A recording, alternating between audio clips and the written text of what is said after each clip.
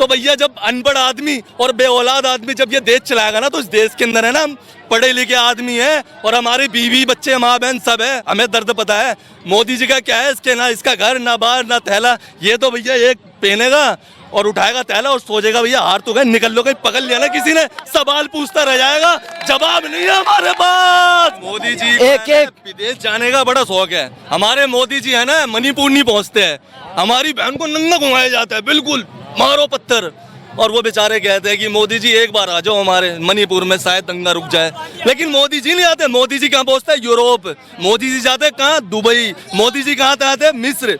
लेकिन मोदी जी कहते हैं भैया आएंगे, तुम्हारे पास भी इलेक्शन आने वाला है।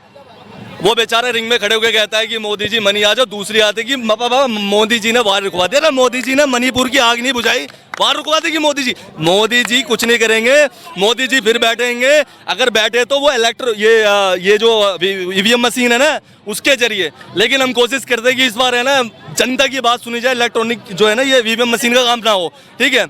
तो मोदी जी कुछ नहीं करते। मोदी जी कश्मीर के अंदर हमारे 300 RDX वाले सैनिक मर गए, ठीक है। 300 RDX वहाँ फटा जहाँ पे हर 200 किलोमीटर भी चेकिंग होता है, सॉरी हर 2 किलोमीटर दूर चेकिंग होता है, वहाँ पे 300 RDX चले जाता है। और वही पाकिस्तान की एक कंपनी जो कश्मीर के अंदर है, वो इलेक्टेड बोर्ड के अंदर पता चलता है कि चंदा मोदी जी लेके बैठे हुए थे, और उसके बोर्ड पे लेकर के 2019 में प्रधानमंत्री बन गए हमारे मोदी जी। लेकिन मोदी जी फिर प्रधानमंत्री, मतलब मोदी जी स्टेज से अब ये कहने लगे हैं कि भैया अगर कांग्रेस बैठी तो आपकी संपत्ति मुसलमानों को दे दी जाएगी।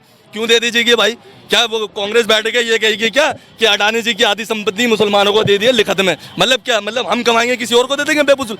मतलब वो है कि बौखला गए हैं, वो बौखला यूं गए, उनको पता चल गया भैया अब जो आने वाला है ना वो पढ़ा लिखा आदमी देश को चलाएगा, आर्मी फैल नहीं चलाएगा। क्योंकि इनके पास है ना बीबी है, बीबी का क्या हाल किया मोदी जी ने दुनिया जानती है। माँ के जब माँ इनकी मरी थी हिंदू धर्म के अंदर है कि मुंडन करते हैं, मोदी जी के पास मतलब बाल थे लेकिन कटवाए नहीं, क्योंकि उनको पता माँ के साथ रहा नहीं, माँ का दर्द नहीं पता, बीबी कभी रही नहीं, बच्चे का पता नहीं।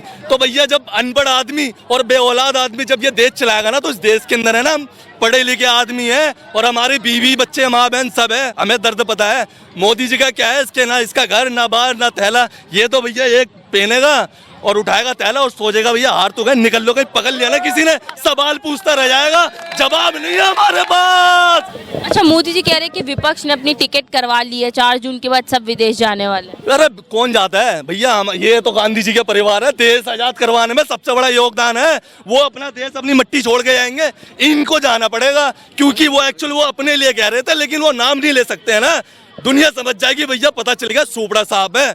बीजेपी तो इस बार भागेगी कहाँ पता नहीं, अभी तो बस वेलकम कर रहे हैं क्योंकि टैग लगा हुआ है प्रधानमंत्री का, और जब ये छूटेगा ना फिर से अमेरिका लगाएगा इसके ऊपर बैंड, और फिर ये नहीं करेगा अमेरिका का तरह, और फिर लगाएगी दुबई, मिस्र, कतर और जो भी यूरोप या लंदन, रसिया, फ्रांस, सब कह देगी भैया तुम जब अपने देश के सगे नहीं हो तो हमारे क्या घंटा हो गए, जाओ अपने वापिस देश, और हम पकड़ेंगे, कहेंगे आप बता कहाँ आएगा, तुझे तो उसने भी नहीं कबूल किया, तो आप बता क्या, तो कहेगा गलती हो गई, गलती की सजा कुछ नहीं है, उसको भी बंद करेंगे जिस तरीके से सूरन को बंद कर रखा है, जिस तरीके से हमारे केजरीवाल जी को अंदर करा, भी बेचारे बाहर आए हुए हैं, ठीक है। मतलब ये है कि भैया रेड पढ़वा दो, विपक्ष को अंदर करवा दो, खड़े होके अपना भी कर लेंगे काम हम, मतलब विपक्ष को अंदर करवा के भैया, अरे बावजूद में ताकत हो तो आमना सामने करो ना। इस बार क्या लग रहा है, मोदी जी की गारंटी फेल होने वाली है कि पास? मैडम फेल हो गई है, आप जरा इनके, आप अमित शाह के बयान सुन लो, बौखला गए हैं वो, पहले 400 का नारा लगा रहे थे, अब अमित शाह जी का देख लो, तत्काली देख लो, बौखला गए हैं। वो कह रहे हैं कि भैया भैंस खोल के ले आएगा वो ये कह रहा है कि भैया मुसलमानों को दे देगी संपत्ति, वो कह रहा है कि क्या नाम है इसका, अभी तो फिलहाल अभी योगी जी के ऊपर कुछ मामला हुआ, मुझे अंदर की चीजें पता नहीं, हमारे मुख्यमंत्री ने कहा है, तो कहने का मतलब है इस बार तो कुछ नहीं होने वाला। इस बार तो भैया हम चाहते हैं कि बेचारी जो पकौड़ी तल रही है ना वहाँ पे, और जो बेचारी चाय बना रही है ना, पढ़ी लिखी ग्रेजुएट, हम चाहते हैं वो बेचारी ने इतनी मेहनत करी है, उसके माँ बाप ने पढ़ा लिखा करके इतना पैसा खर्च करके उसको इस लायक बनाया, तो उसको एसी के नीचे बैठ करके वो नौकरी मिले जिसका वो डिजर्व करती है, ठीक है। पकौड़े तलने के लिए बेचारी ने अपने 13-14 साल वेस्ट नहीं किए, चाय बनाने के लिए 13-14 साल वेस्ट नहीं किया। हर कोई आदमी चाहता है कि अगर मैं पढ़ूं लिखूं तो मेरे को भी एसी के नीचे नौकरी मिले, लेकिन आज वो पकौड़े तल रहे हैं, इनको कोई फर्क नहीं पड़ता, क्योंकि ये कहते हैं नाले के अंदर पैप डालो, उसका गैस निकालो और लगाओ चूल्हे के नीचे, पकोड़े बनाओ और खाओ। तो भैया जुमले पकोड़े खा के हमारा पेट खराब होते हैं, हम पेट नहीं खराब करना चाहते, हम पेट खराब नहीं करेंगे, हम तो देश से उगी हुई मिट्टी का अनाज की रोटी खाएंगे, और वो रोटी हमें देगा राहुल गांधी की सरकार। पकौड़ा तलेंगे, पहले जैसा से पकौड़ा तलवाए, अच्छा, मोदी जी कह रहे हैं कि हमारा विकास देखा नहीं जा रहा है विपक्ष। अरे नहीं देखा जा रहा भैया, वो मुसलमान और वो हिंदू और वो राम मंदिर वो मस्जिद ये देखने के लिए बैठे हुए हम। मतलब हमारे पास काम नहीं है।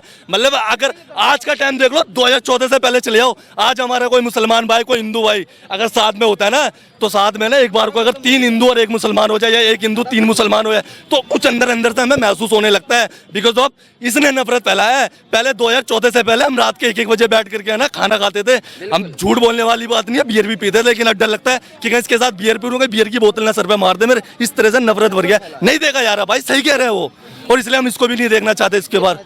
बस हम देखना चाहते हैं उसको जो हमें भाईचारा सिखाता है। देश में नफरत फैल गई है जब से मोदी जी। ये मैडम उबल रही है। अगर इस बार है ना इसको नहीं बुझाया गया ना तो देश जल जाएगा। इनका सांसद तो विधानसभा में खुल करके है ना गालियां देता है।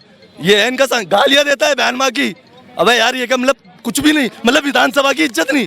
विधानसभा में सांसद बैठो, दुनिया ने तुम्हें पहुंचाया, वहां पे बैठ के हमारी जनता ने मतलब गाली दोगे सामने खड़े होकर। ये है इनका।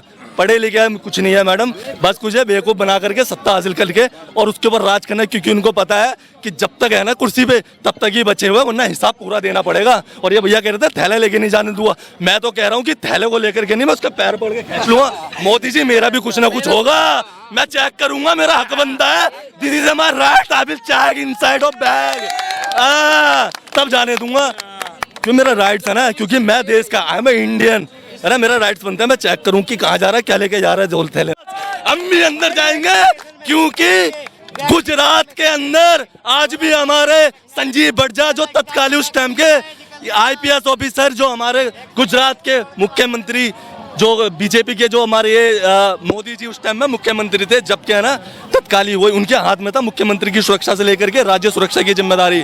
उन्होंने बस ये बोल दिया कि भैया जब ये मीटिंग हो रहा था गुजरात के अंदर ना गांधीनगर में, ये मुख्यमंत्री आवास के पास, तो मोदी जी ने हमें खुला कहा था कि भैया दंगे के दौरान पुलिस धीमी गति की चाल रखेगी। जब मैंने उसको बोला ना मोदी जी ऐसी बातें मत करो, वरना लगेगा देश को कि भैया तत्काल मंत्री जो है वो खुद देश का माहौल खराब करना चाह रही है, तो उन्होंने बोला चुप हो जाओ। हम चुप हो गए, मजबूर थे, हमारे ओहदा नहीं था, हम इतने बड़े आदमी नहीं थे।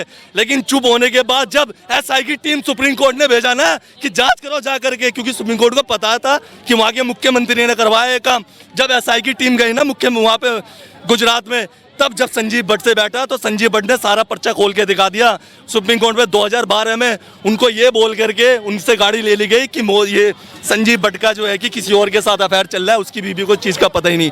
उसको इस केस में अंडर डाल दिया, जिस केस के अंदर जब आडवाणी रथ यात्रा निकाल देते उस टाइम में जब दंगा हुआ था, तो उस टाइम में 2-3 आदमी को पकड़ा था संजीव भट्ट ने, और उस कस्टडी जो उसके बाद फिर उसको छोड़ दिया गया और दूसरी कस्टडी में था वो बंदा, और वो मर गया दूसरी की कस्टडी में, और उसके तहत उसको अंदर डाल दिया ये बोल के कि संजीव भट्ट की कस्टडी में आदमी मर गया। और हालांकि ना वो संजीव भट्ट की कस्टडी में था, ना उसकी किसी टीम की कस्टडी में था, और बेचारा आज भी बंदा और उसकी फैमिली आज भी आस लगाए सुप्रीम कोर्ट से न्याय की उम्मीद पे बैठी हुई है। लेकिन वो बंदा बाहर नहीं है, उसके साथ में 2 और बाहर आए थे, वो आज भी बाहर घूम रहे हैं।